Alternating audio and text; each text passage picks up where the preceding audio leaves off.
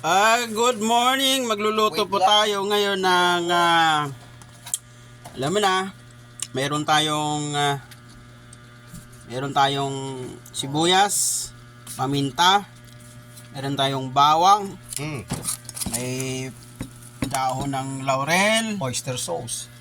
oyster sauce, Chicken suka, chicken cube, iyon no. Special adobar kamo yan. Hindi yan adobo, adobar. Special alubar ito. Adobar yan. Yan, so lulutuin na natin ito. Bawang, pamienta. May tawag dito lutong bahay.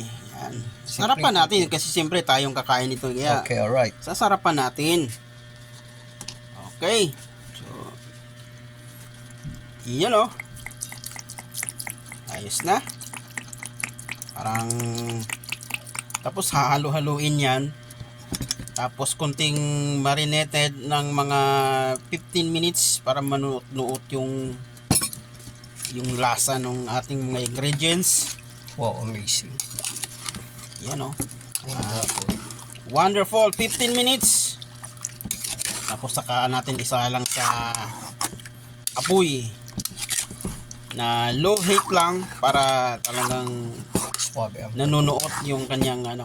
Antayin natin ng mga 1 hour. After 1 hour, talagang malalaman natin. Tikman natin kung masarap ba talaga yung luto ng lutong bahay. Sige. Magnolia chicken kamo. Magnolia chicken. Next time. Ay, hindi pala. Mamaya, tingnan natin kung ano yun ang nangyari sa ating niluto na. Okay.